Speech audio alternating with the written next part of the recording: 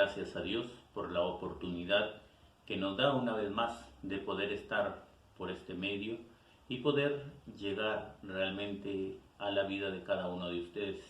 Mi oración es que usted pueda estar cada día disfrutando de la comunión con el Señor y que este tiempo que Dios le está permitiendo para poder tal vez descansar, pueda usted realmente disfrutar de una comunión íntima con el Señor. En esta oportunidad quería darle gracias al Señor por la oportunidad que nos brinda de poder abrir su palabra y poder mirar en el libro de Marcos capítulo 8 versículos 31 al 33. Quisiera dar lectura a la palabra de Dios y dice: y comenzó a enseñarles que le era necesario al Hijo del Hombre padecer mucho y ser desechado por los ancianos, por los principales sacerdotes y los escribas, y ser muerto y resucitar después de 3 días. Esto les decía claramente. Entonces Pedro le tomó aparte y comenzó a reconvenirle, pero él, volviéndose y mirando a los discípulos, reprendió a Pedro diciendo: quítate delante de mí, Satanás, porque no pones la mira en las cosas de Dios, sino en la de los hombres. Oramos al Señor. Padre, te damos gracias por este tiempo, Señor. Clamamos a ti, Padre, que nos enseñes a través de tu palabra. Háblanos, Dios, y en el amor de Cristo Jesús oramos. Amén. Pues en la palabra de Dios nosotros hemos estado viendo acerca de lo que es el ministerio del Señor Jesucristo. Y realmente cuando el Señor Jesucristo pudo ser bautizado por Juan el Bautista, entonces vino una voz del cielo que decía: este es mi Hijo amado, en él tengo complacencia. Realmente el Señor pues estaba complaciendo en su Hijo porque sabía que su Hijo venía a este mundo, pero venía a cumplir su voluntad. Entonces cuando el Señor empieza a poder dar testimonio de su Hijo, dice: este es mi Hijo amado en el cual tengo complacencia. Y así es como Dios empieza a poder cumplir con su ministerio, el Señor Jesucristo, ¿sí? Y podemos verlo a través del largo, podríamos decir, camino que Él estaba llevando. Primeramente lo vemos ahí pues sanando enfermos, liberando a personas que están esclavos del demonio, dando vista a los ciegos, también abriendo los oídos de sordos, y así sucesivamente vemos grandes milagros en la vida del Señor Jesucristo. Pero algo muy importante, podríamos decir, que nos llama la atención, realmente viene en este momento. Si bien es cierto, el Señor Jesucristo había estado cumpliendo un ministerio muy importante en su vida, haciendo maravillas, pero acá viene un tantito, tal vez, el tiempo de nostalgia, donde Él tiene que comunicar a sus discípulos qué era lo que iba a suceder con Él. Y aquí en este capítulo 8, versículo 31, dice: y comenzó a enseñarles que le era necesario al Hijo del Hombre padecer mucho y ser desechado por los ancianos, por los principales sacerdotes y por los escribas, y ser muerto y resucitar después de 3 días. Aquí algo muy importante, se viene a mi mente pues una pregunta muy interesante. Dice: y comenzó a enseñarles que le era necesario. Y la pregunta que venía a mi mente era: ¿por qué era necesario? ¿Por qué era necesario? ¿Sabe por qué? Porque realmente viene, podríamos decir, de un... si vemos el contexto, miramos el contexto de este pasaje, podemos ver que realmente el Señor Jesucristo había hecho algunas preguntas y había preguntado a sus discípulos: ¿quién dicen los hombres que soy yo? Y ellos respondieron: unos, Juan el Bautista, otros Elías, y otros alguno de los profetas. Esas eran las respuestas que le estaban dando a la pregunta del Señor Jesucristo. Pero bueno, eso era en el entorno externo. Pero en el entorno interno, ya el Señor Jesucristo les empieza a preguntar: ¿y vosotros? ¿Quién decís que soy? ¿Quién decís que sois? Entonces, respondiendo, Pedro le dijo: tú eres el Cristo. Entonces, puesto que con convicción el apóstol Pedro dice: tú eres el Cristo, entonces el Señor Jesucristo viene aquí a poder enseñarles algo muy interesante. Porque nosotros vemos que a través del tiempo el Señor Jesucristo viene dando enseñanzas. Y la enseñanza que va a traerles en esta oportunidad es la siguiente. Dice que comenzó a enseñarles que le era necesario al Hijo del Hombre. ¿Qué le era necesario? Padecer mucho, ser desechado por los ancianos, por los principales sacerdotes y por los escribas, ¿no es cierto? Entonces, la pregunta que venía a mi mente era esa: ¿por qué era necesario? Primeramente vemos aquí algo muy interesante. Primeramente era necesario saber el camino del Mesías. Saber el camino del Mesías, qué era lo que iba a recorrer el Señor Jesucristo, qué era lo que iba a pasar con el Mesías, qué era lo que iba, ya que Pedro había hecho esta declaración: tú eres el Cristo, el Hijo del Dios viviente. Entonces, saber el camino del Mesías, nosotros vemos ahí en el libro de Isaías capítulo 53, podemos ver ahí una profecía.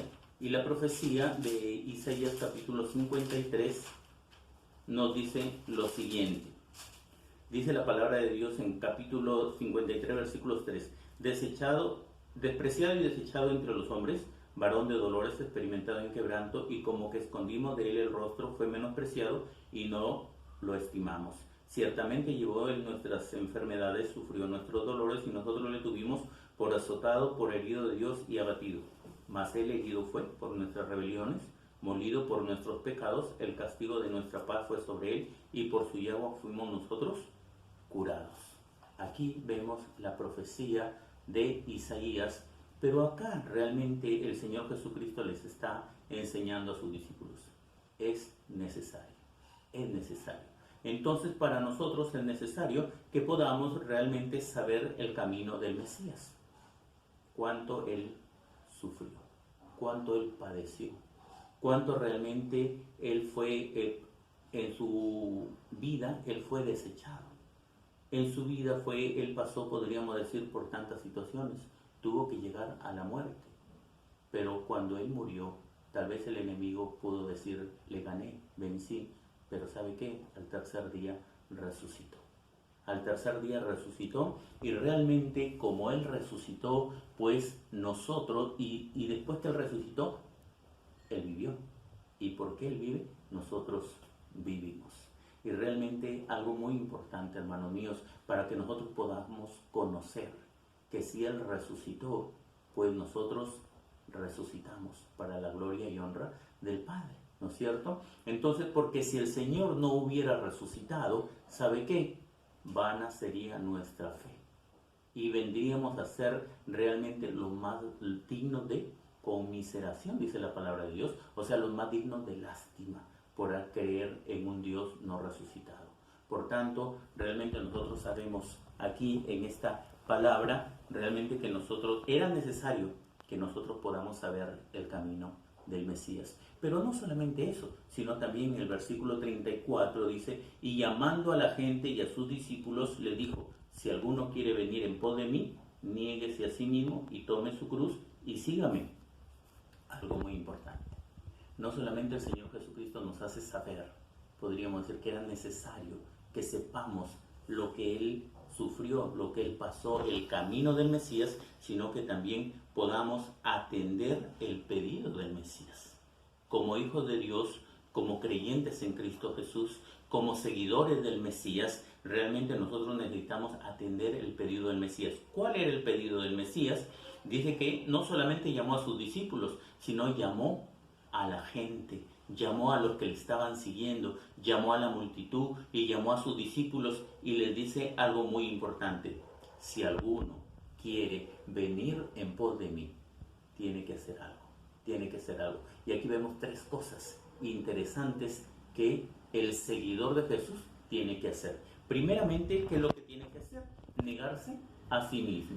Negarse a sí mismo quiere decir que hay muchas cosas en nuestra mente, hay muchas cosas, podríamos decir, que nosotros quisiéramos hacer. A veces quisiéramos o tenemos la tentación de poder juzgar a los demás. A veces tenemos la tentación de poder hacer lo que no le agrada a Dios. A veces tenemos ahí, pero cuando nosotros decimos a esas cosas negativas, a esas cosas que no son la voluntad de Dios, nosotros le decimos no. Eso es negarse a sí mismo. Negarse a poder, podríamos decir, darle rienda suelta a mi mente, a mi corazón, a mi voluntad. Dios dice el que está dispuesto a seguirle a Él tiene que negarse a sí mismo. No solamente negarse a sí mismo, sino tomar su cruz. ¿Sabes qué cosa es tomar su cruz? Tomar el compromiso de vivir para el Señor, de vivir conforme a la voluntad de Dios. Pues el apóstol Pablo decía algo muy importante: con Cristo estoy juntamente crucificado y ya no vivo yo, mas Cristo vive en mí. Y lo que vivo en la carne lo vivo en la fe del Hijo de Dios, el cual me amó y se entregó a sí mismo por mí. Qué preciosa declaración del apóstol Pablo. Y realmente, hermanos míos, el Señor Jesucristo, si vive en nosotros, Él es el que nos motiva a poder caminar en su voluntad, a poder caminar realmente conforme al plan y el propósito de Él. ¿Y sabes qué? Seguirle, dice, ¿no es cierto? Entonces, aquí hay algo muy importante, las tres cosas: negarse a sí mismo, tomar su cruz y seguirle. Cuando el Señor Jesucristo estaba llamando a sus discípulos, llamó a Mateo, llamó a Andrés, llamó a Pedro, llamó pues a muchos, ¿no es cierto?, que estaban tras él, pues le decía, sígueme. ¿Y qué dice? Dejando todo, le seguían. Dejando todo, le seguían. Pues nosotros, ¿qué estamos dejando para seguirle al Señor Jesús? Realmente hay algo muy interesante que nosotros tenemos que considerar en esta enseñanza. ¿Por qué era necesario?